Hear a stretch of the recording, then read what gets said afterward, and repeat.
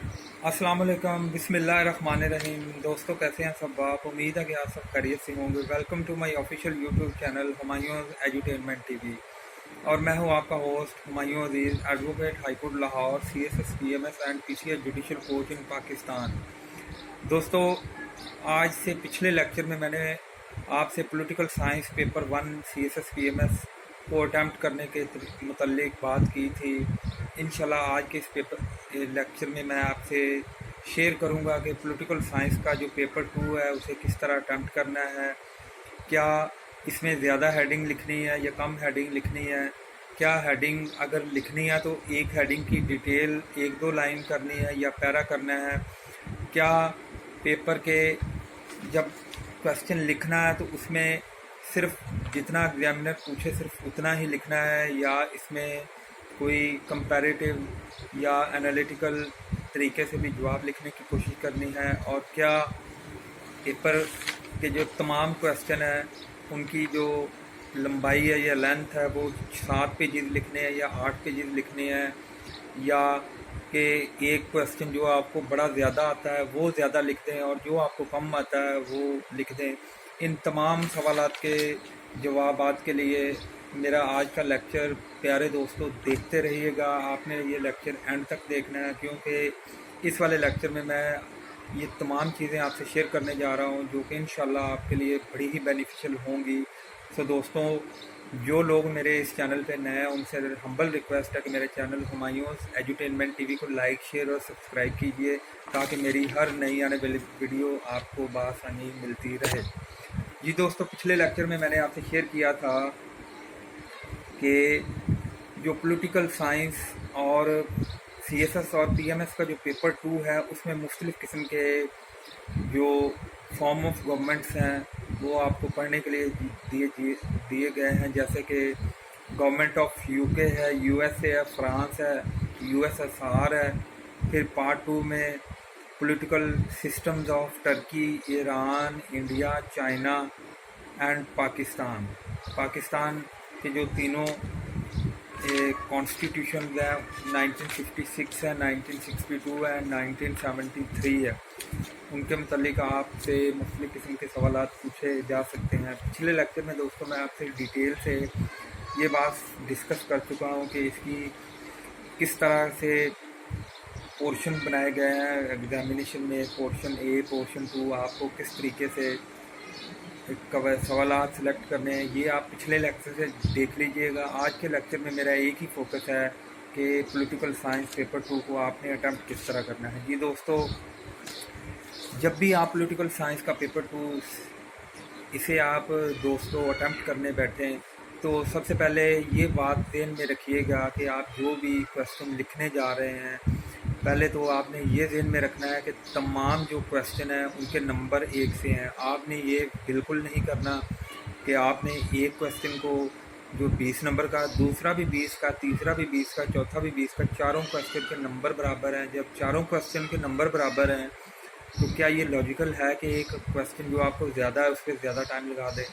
ये दोस्तों आपने ऐसा हरगिज़ नहीं करना। आपने कोशिश करनी है कि हर क्वेश्चन को बराबर का टाइम दें। बराबर का टाइम तकरीबन ये कम 33-34 मिनट बनते हैं। और मैंने अपने इसी YouTube चैनल पे एक लेक्चर बना रखा है, CSS is the game of 35 minutes, आप वो देख सकते हैं और अल्हम्दुलिल्लाह उससे इस्तेफादा कर सकते हैं। जी दोस्तों, ये थी इसकी पहली technique political science paper 2 attempt करने की। दूसरी दोस्तों टेक्निक ये है कि जब भी आपको क्वेश्चन लिखने बैठें तो आपने क्वेश्चन की जो मेन हेडिंग है वही देनी है जो एग्जामिनर ने आपको दी है। लेट्स सपोज वो कह दे जी पॉलिटिकल सिस्टम ऑफ UK। सो दोस्तों, मेन हेडिंग तो पॉलिटिकल सिस्टम ऑफ UK ही आएगी, लेकिन इसकी डिटेल जब आप लिखने बैठेंगे तो आपने सिर्फ UK का सिस्टम इसमें डिस्कस नहीं करना, बल्कि हर उस मुल्क का सिस्टम डिस्कस करना है जो UK के सिस्टम से डायरेक्टली और इनडायरेक्टली इन्फ्लुएंस्ड है। लेट्स सपोज जब भी हम पॉलिटिकल सिस्टम ऑफ UK की बात करते हैं तो हमारे जहन में फ़ौरन इंडिया पाकिस्तान का पॉलिटिकल सिस्टम और अमेरिका का पॉलिटिकल सिस्टम आ जाता है। तो आप इन तीनों को मिला के जो जवाब बनेगा वो आपने पेपर में लिखना है। जी हाँ, अगर एक स्टेप में मज़ीद चलो तो इसको हम एक्लेक्टिक और कंपैरेटिव स्टडी कहते हैं। जी दोस्तों, ये जवाब उस क्वेश्चन का था जो बच्चे पूछते हैं कि सर क्या हमने जब लेट्स सपोज अमेरिका का पॉलिटिकल सिस्टम या ब्रिटानिया का पॉलिटिकल सिस्टम डिस्कस कर रहे हैं, तो क्या दूसरे पॉलिटिकल सिस्टम का तकाबली जायज़ा इसमें लिखना है या नहीं लिखना है? तो बेटा मेरी आपको सिर्फ एक ही रिक्वेस्ट है और आपकी तवज्जो दिलाना चाहता हूँ कि जब तक आप political system of any country जब आप लिख रहे हैं, अगर आप उसमें कंपैरिजन नहीं लिख रहे हैं तो आपका बेटा ये जो जवाब है ये मुकम्मल नहीं समझा जाएगा। एग्जामिनर आपको इसमें नंबर नहीं देगा। आप इसमें 3, 4 या 5 नंबर तो ले सकते हैं, लेकिन आप इसमें से 18, 17 नंबर आउट ऑफ 20 आपके नहीं आने वाले। जी दोस्तों, अगली टेक्निक की तरफ बढ़ते हैं। दोस्तों अगली टेक्निक बड़ी ज़बरदस्त है। वो ये है कि जब भी आप किसी मुल्क के पॉलिटिकल सिस्टम का तकाबली जायज़ा ले रहे हैं, तो आपने ये नहीं देखना कि आपके पास आपके ज़हन में जो उस वक्त कोटेशन आ रही है, किसी पॉलिटिकल फ़िलासफ़र की किताब का रेफरेंस आ रहा है, तो आप ये हरगिज़ मत सोचिएगा कि ये जो किताब क्वेश्चन है ये तो मैं पॉलिटिकल सिस्टम ऑफ इंग्लैंड लिख रहा हूँ और मेरे पास जो कोटेशन है ये ए वी डाइसी की है या हारोल्ड लास्की की है, ये अमेरिकन पॉलिटिकल सिस्टम की है। इससे आपने हरगिज़ नहीं घबराना, क्योंकि हमने अभी अभी ये बात तय की है कि आपने कंपैरेटिव एनालिसिस लिखने हैं। तो जब आप के पास एक कोटेशन आ गई तो इससे मैटर नहीं करता कि ये आपकी कोटेशन अमेरिकन पॉलिटिकल सिस्टम में ही लिखनी है या कि यूके में लिखनी है। जब आपने उसका कंपैरेटिव एनालिसिस ही लिखना है तो आपकी दोस्तों प्यारे बच्चों एक जो कोटेशन है वो 3-4 जगह पे इस्तेमाल होने जा रही है। सो बी केयरफुल।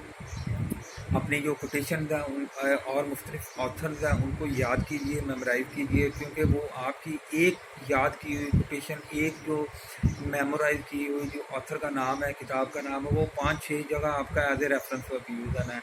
तो दोस्तों हरगिज़ मत घबराइए, अल्लाह का नाम लेके उस कोटेशन को लिखिए और उसको थोड़ी सी 2-3 लाइनों में इसकी डिटेल भी लिखनी है कि आपका इसका मतलब क्या है, इसको रेफ़र करने की इधर इसकी जो एक रेलिवेंस बनती है या नहीं बनती है।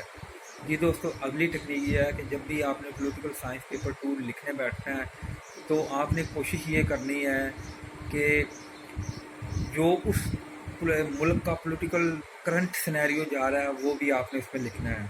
जी हाँ, इसकी एग्जांपल ऐसे है कि लेट्स सपोज पाकिस्तान का अगर आपसे पॉलिटिकल कॉन्स्टिट्यूशनल पॉलिटिकल हिस्ट्री के मतलब दोस्तों क्वेश्चन आ जाता है तो आपने उसको हिस्टोरिकल पॉइंट ऑफ व्यू के साथ तो लिखना ही है, आपने उसको प्रेजेंट पॉलिटिकल सिनेरियो के तनाज़ुर में भी लिखना है। जैसा कि पाकिस्तान में आजकल ये कोशिश की जा रही है कि 18वीं तरमीम को किस तरह तब्दील कर दिया जाए। कुछ सूबे कहते हैं इसको तब्दील कर दिया जाए, कुछ सूबे इसके तब्दीली के हक़ में नहीं।